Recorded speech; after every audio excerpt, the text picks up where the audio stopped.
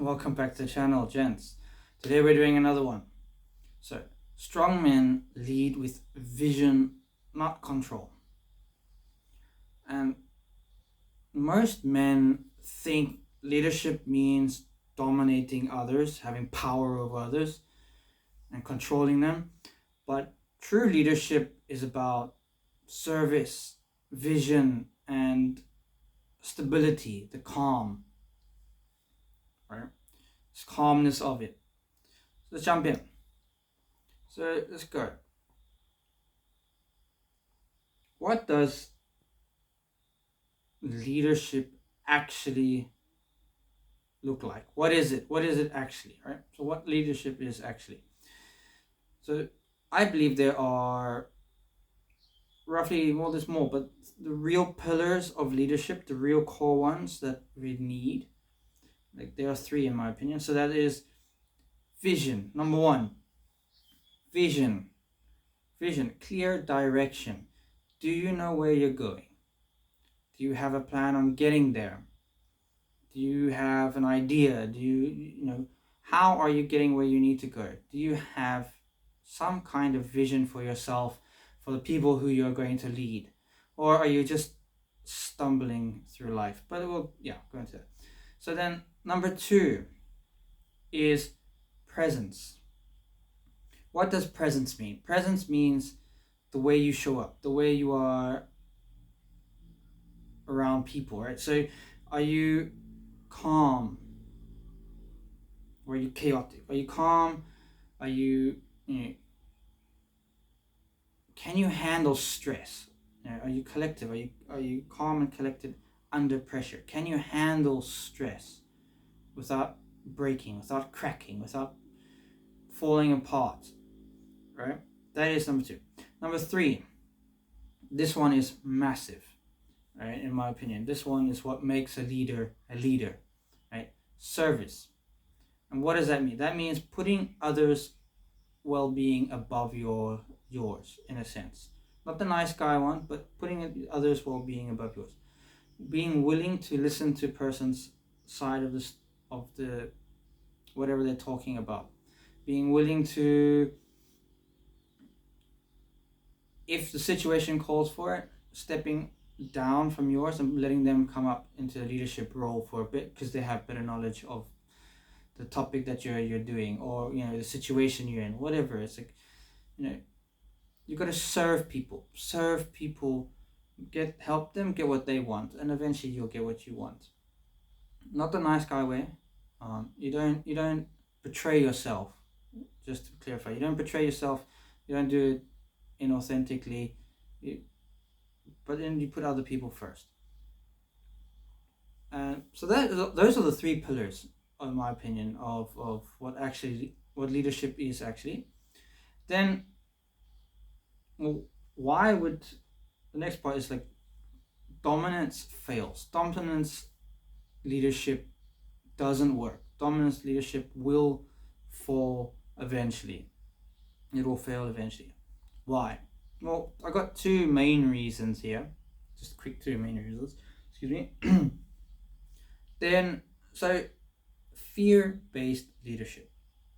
So when you're dominant and you're controlling and people follow you out of a fear-based, or because they have to, not because they want to, but because they have to.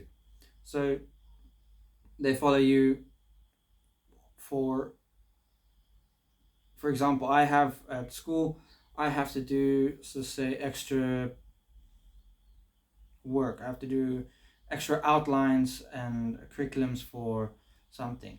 I don't want to do it, but if I don't do it, then my boss is gonna yell at me, and they're gonna either fire me so it's out of fear. It's not like, I want to help them, I want to contribute, I want to give, so I'll help them do this work. No, it's, well, crap, if I don't do it, then I'm kind of outcast, and then they're gonna fire me, and they're gonna moan at this and this and this. So fear-based leadership, and this pushes away or creates a fake respect, right? You're inauthentic. you either get pushed away, as I say, you start resenting your whoever is in the leadership role. You start resenting that leadership person, or they get resented because they um, push you away, because you they are controlling you. They're not listening to your actual, to what you're saying. They're just steamrolling whatever, and they're just going their way. They want it their way. Nothing else matters. It's just they want it their way, and then that creates resentment. Then also, it is fake respect. So you will be, which most nice guys do, is the fake respect. Is you will be respectful in an inauthentic way to the leader, or the leader will have respect in an inauthentic way, because they'll do what he says, they'll follow what he's demanding out of the fear, and that creates a false sense of respect. Like, oh, they're doing what I asked them to do or told them to do. Great, that's awesome. But they don't actually have any respect for him. So let's look at a real leadership framework, right? So what does a real leadership framework look like? So this is how you lead, you become a leader in a sense. If you have these, then you will be on your way to become a leader. Sorry, there's a fly in here. So real leadership, lead yourself first is the first framework. The first thing, first framework is lead yourself first. What does that mean? I've done a few videos on it, but lead yourself. So discipline. Do you have discipline? Do you do what you say you are going to do, or not? Right? Integrity. Are you who you say you are? Do you keep your integrity? Do you live by a code? Do you follow that code? Do you fold when people, right? Those are things. Those are not leadership. So you need to lead yourself first.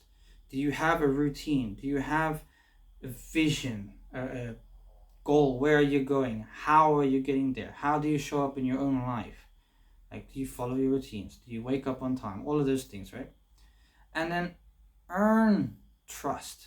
Number two, framework number two, earn trust. What does that mean? Don't demand it. Like, because I'm in the leadership role, you have to do this. You have to trust me. You have to follow what I'm doing. I am the best at it. No. Earn the trust. Show up consistently for your people. Serve the people that you're leading. Serve them. Show up constantly. If you said you're going to do something, be there. Do it. Don't break your word. And if you consistently do that, and consistently lead them through with empathy, with care, with actually listening to them, you're going to see the people are going to start trusting your leadership. And it's just, it's fine. He can handle it. He knows what we're going to do. He's got it, right? Also show up in the sense of handling the situations, highly stressful situations, calmly. Have the presence of calm, not chaotic and, shit, this is going and this is going. No. Earn the trust with calm presence and don't demand it. Then the last one, or the pillar number 3, is hold strong boundaries. Hold strong boundaries and remain calm. Have the boundaries in place for your team or whatever. Have those boundaries in place and reinforce them calmly. This will be extremely difficult for nice guys or hidden men. I'm just going to go hidden men. That's mine. Hidden men are going to struggle with this completely. Myself included. I had this, I've done this, I'm working on this. Holding a boundary, especially in a work setting as a leadership role, can be super scary. When someone steps out of that boundary and you have to go address it and say like, this was not correct, this is the boundary here, don't step out of it, and remain calm doing so. Don't get upset, don't shout, don't angry, no matter their reaction. Just you calm, keep your calm, keep present, keep grounded, right? And just show your leadership. Right? So a personal example that we could all relate to, well, not all, but most of us, if you have kids, that you can relate to about real leadership is, for example, a father who stays calm, present when his child is having a meltdown. Like this is, I know with my son, this is extremely difficult, especially when you're in the public. So, staying calm, present when your child is having a meltdown, instead of reacting with anger or shutting down. All right.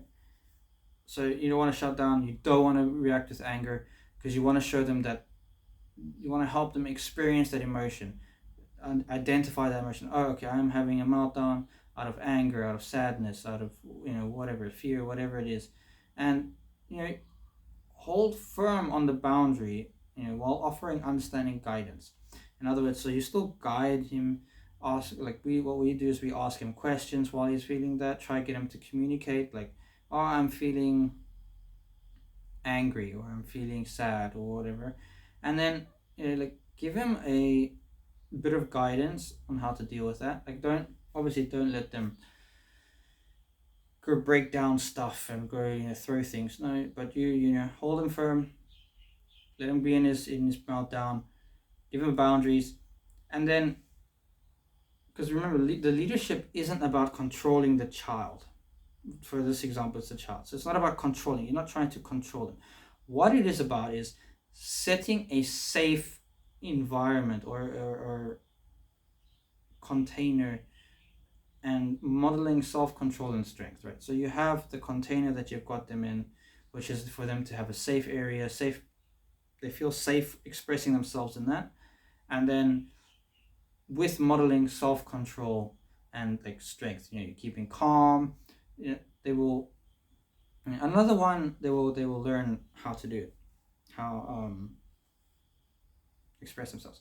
But another one would be some kind of disaster or accident. There was an accident, someone broke their leg, and instead of freaking out with everyone else, like, oh, call the ambulance, oh no, no, no, you stay composed, right? You stay under that pressure. You breathe in, you stay composed under that extreme pressure, whatever the situation is, right? And you take decisive action. You think correctly. You breathe. Okay, what is going on? What needs to be done? What is the next step? And you take responsibility for the other person's lives or whatever, right? So you think like, okay, how bad is it? Let's assess the situation. Yeah. Oh, okay, so he needs a doctor, right? So what is the next step? Okay, call an ambulance calmly, presently, right? Keep everyone calm. Don't escalate the situation. That is, that he showed real masculine leadership. So he embodied strength, clarity, service, and these are the traits that are trustworthy, that make trustworthy leadership. And he he leads by example, not force. He didn't force anyone. He creates a foundation of trust and respect and leads with example. So that's it for this one, gents. And I want to leave you with just this. What area of your life needs real leadership? What area of your life is lacking your self leadership or real leadership? Where are you cracking? Where are you falling under the pressure? Where are you exploding? Are you exploding at your kids? Are you exploding at your wife? Are you exploding at work? Where are you exploding in life? Audit it. Find out where is this area of your life that needs real leadership. Start applying the framework. Start applying the pillars, and that's it. I'll see you in the next one. Cheers.